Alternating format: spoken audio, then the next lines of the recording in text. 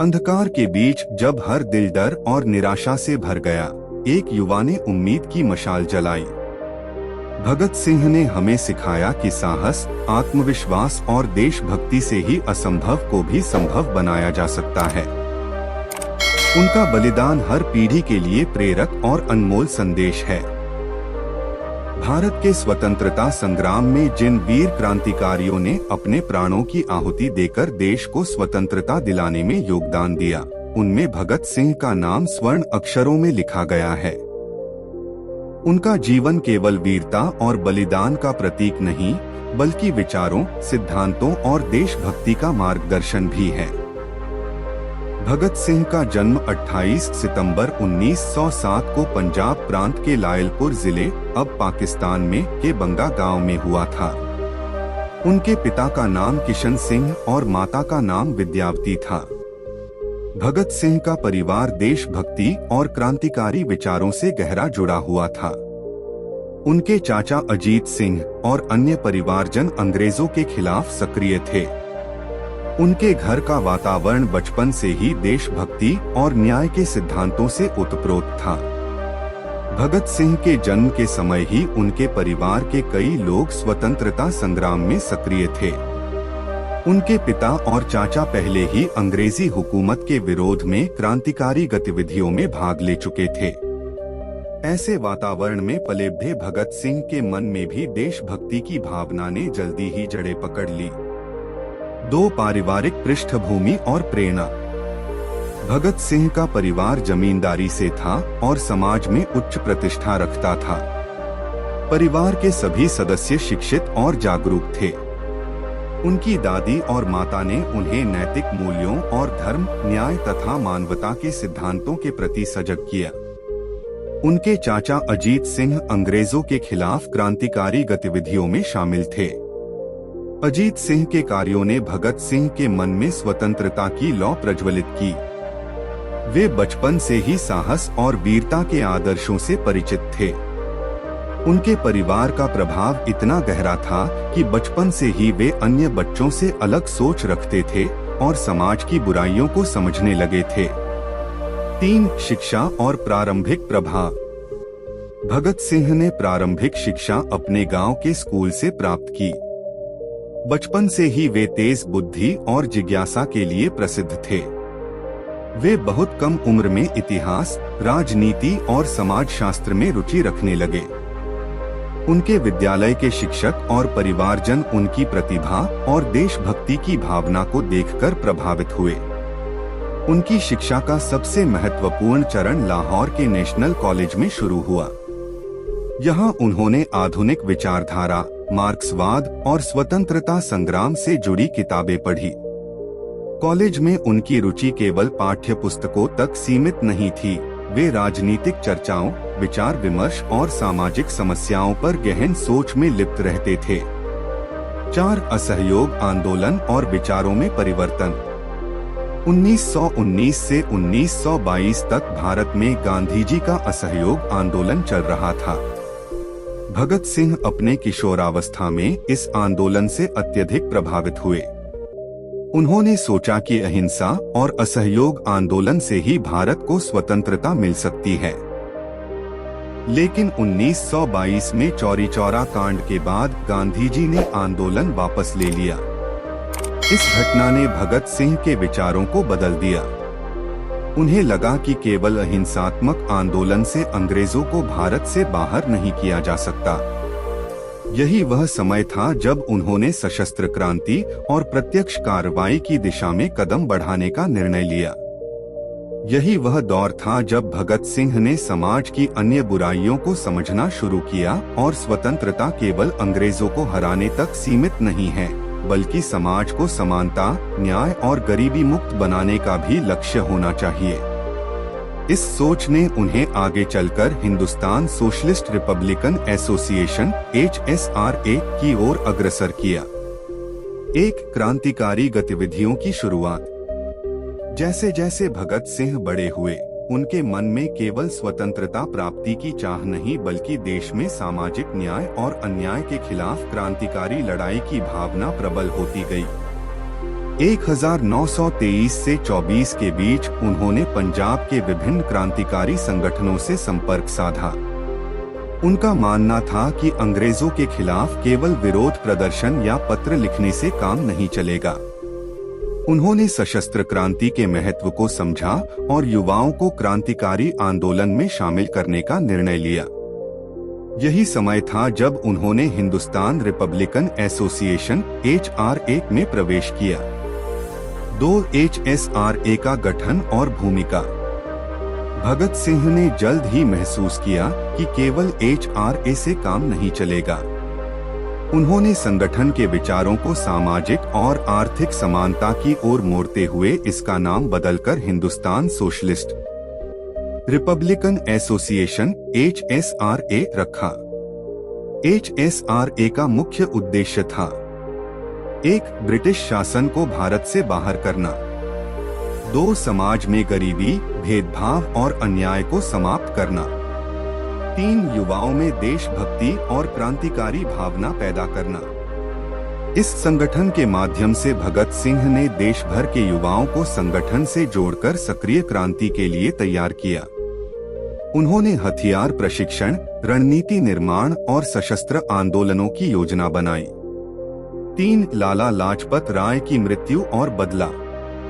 1928 में ब्रिटिश सरकार ने साइमन कमीशन भारत भेजा।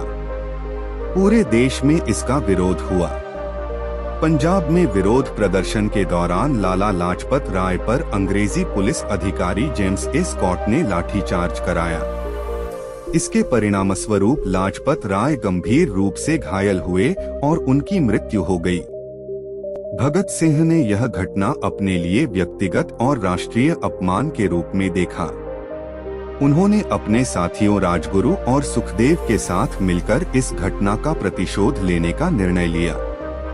17 दिसंबर 1928 को उन्होंने स्कॉट को मारने की योजना बनाई। योजना में गलती से अंग्रेजी पुलिस अधिकारी JP सॉन्डर्स मारा गया। इस घटना ने ब्रिटिश सरकार को झकझोर दिया और भगत सिंह और उनके साथियों की प्रसिद्धि बढ़ा दी। 4. असेंबली बम कांड 1929। 1929 में भगत सिंह ने दिल्ली की केंद्रीय असेंबली में बम फेंकने की योजना बनाई। उनका उद्देश्य था केवल ब्रिटिश सरकार को चेतावनी देना, किसी की जान लेना नहीं। मुख्य तथ्य: उन्होंने बम फेंकते समय इंकलाब जिंदाबाद के नारे लगाए। बम फेंकने के बाद वे वहीं रुके और गिरफ्तारी दी। यह घटना पूरे देश में चर्चा का विषय बन गई और युवाओं में क्रांतिकारी भावना को नया उत्साह मिला।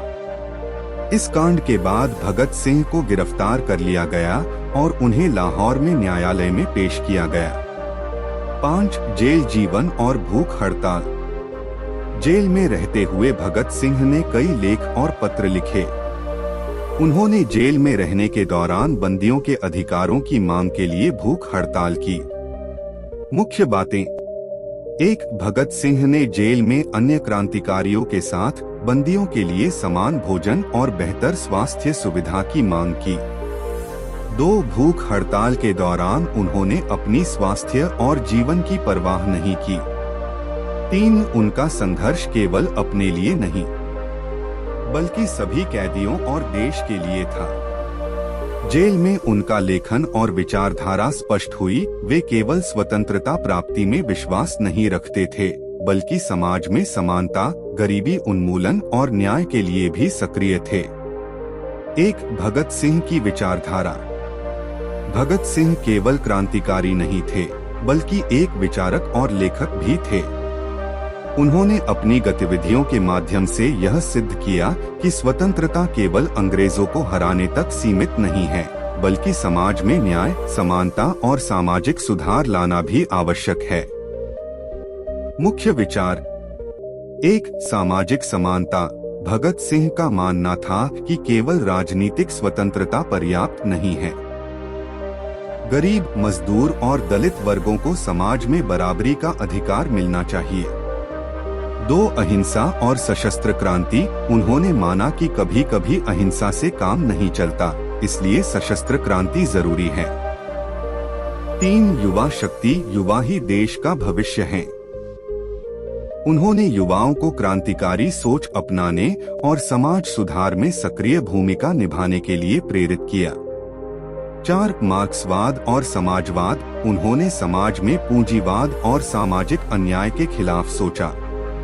उनकी सोच में मार्क्सवाद का गहरा प्रभाव था। भगत सिंह ने जेल में रहते हुए कई पत्र और लेख लिखे। इनमें उन्होंने सामाजिक न्याय, स्वतंत्रता की आवश्यकता और युवाओं की भूमिका पर विचार साझा किए। उनके पत्र आज भी विचारशील और प्रेरणादायक माने जाते हैं। 2 जेल जीवन और अंतिम समय। भगत सिंह, राजगुरु और सुखदेव को लाहौर जेल में रखा गया। जेल में उन्होंने अपने सिद्धांतों और आदर्शों के लिए संघर्ष जारी रखा।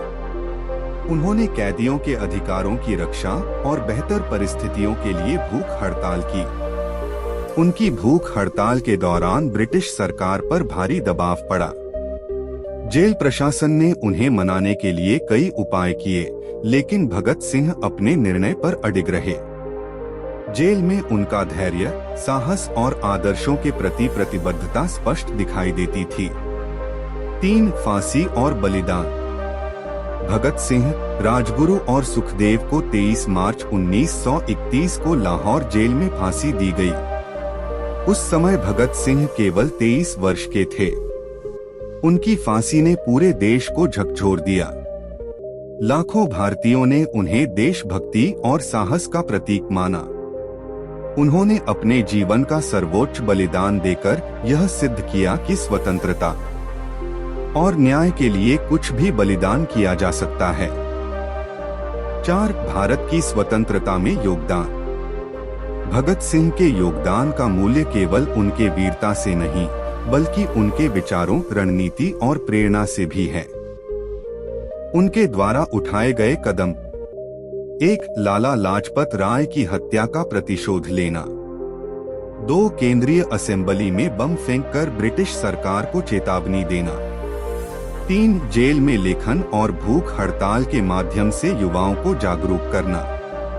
इन सब ने भारत के स्वतंत्रता संग्राम को नई दिशा और प्रेरणा दी। उन्होंने युवा पीढ़ी को यह संदेश दिया कि देश की आजादी के लिए साहस और विचार दोनों आवश्यक हैं। 5 भगत सिंह की विरासत और प्रेरणा। भगत सिंह का जीवन आज भी युवाओं के लिए प्रेरणा का स्रोत है। उनका आदर्श यह दिखाता है कि सिद्धांतों और न्याय के लिए जीवन का बलिदान भी किया जा सकता है। विरासत के मुख्य पहलू। उनका नारा इंकलाब जिंदाबाद आज भी हर देशभक्त के हृदय में गूंजता है।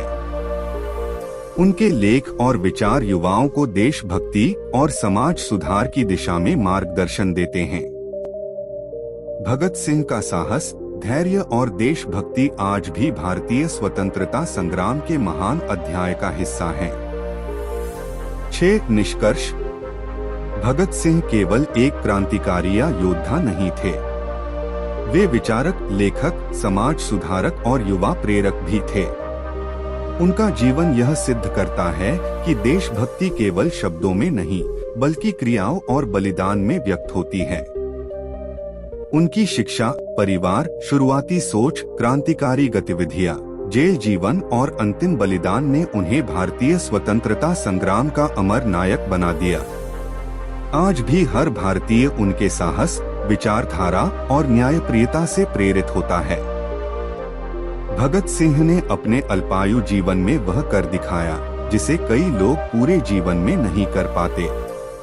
उनका संदेश स्पष्ट है, स्वतंत्रता, समानता और न्याय के लिए संघर्ष करना प्रत्येक भारतीय का कर्तव्य है। दोस्तों, ये था आज का सफर। अगर आपको वीडियो पसंद आया तो इसे लाइक, शेयर और सब्सक्राइब जरूर करें।